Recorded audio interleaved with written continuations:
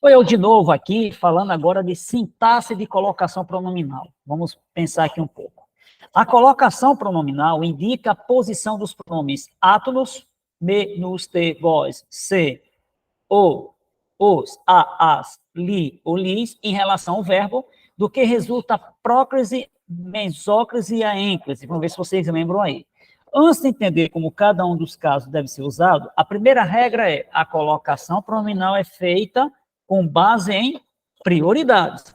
O caso que tem mais prioridade é a próclise. Vamos ver o que é próclise.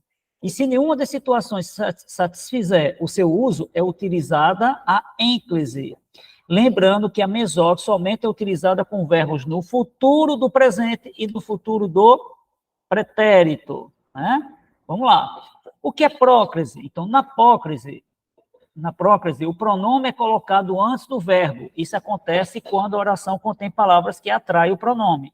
Vamos ver, palavras que expressam negação, tais como não, ninguém, nunca, vai atrair o pronome antes do verbo. Não o quero aqui, nunca o vi assim.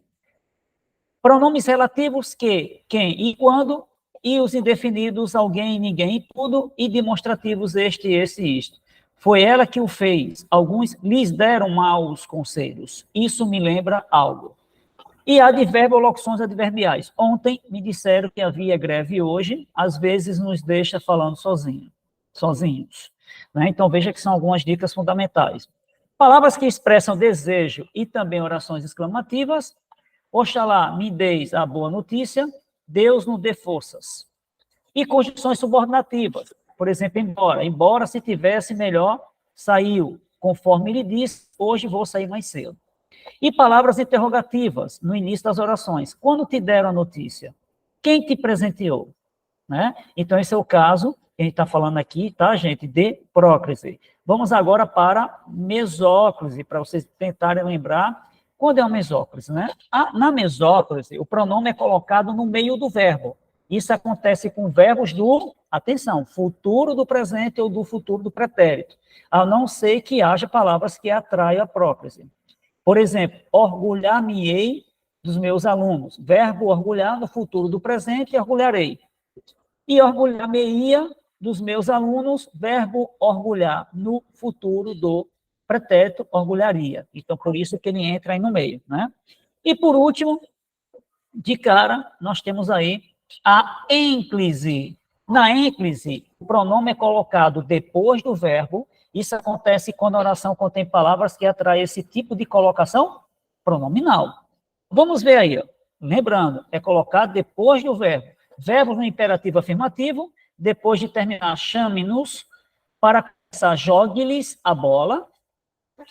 Verbos no infinitivo pessoal, gostaria de pentear-te à minha maneira, o seu maior sonho é casar-se. E verbo no início das orações, fiz-lhe a pessoa mais feliz do mundo e surpreendi-me com o café da manhã. A colocação pronominal nas locuções verbais. Nos exemplos acima, existe apenas um verbo atraindo o pronome. Agora, vejamos como ocorre a colocação dos pronomes nas locuções verbais. Lembrando que as regras citadas para os verbos na forma simples devem ser seguidas. Usa-se ênclise depois do verbo auxiliar ou depois do verbo principal nas locuções verbais em que o verbo principal esteja no infinitivo ou no gerúndio. Devo-lhe explicar o que se passou. Ênclise depois do verbo auxiliar, devo. Devo explicar-te o que se passou. Ênclise depois do verbo principal. O verbo explicar. Caso não haja palavra que atrai a próclise, usa-se a ênclise depois do verbo auxiliar em que o verbo principal esteja no particípio. Foi-lhe explicado como deveria agir. Ênclise depois do verbo auxiliar. Foi, uma vez que o verbo principal, explicar, está no particípio, no caso explicado. Tinha-lhe feito as vontades se não tivesse sido mal criado.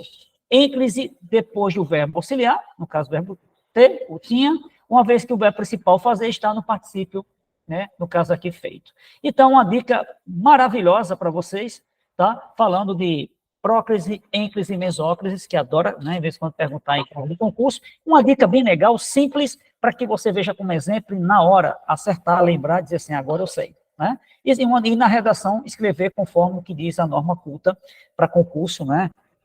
que vai ser cobrada aí na prova da UESP e qualquer outro concurso. Até o próximo vídeo aí para a gente falar um pouco, né, de outros assuntos de língua portuguesa fundamentais para a prova de concurso.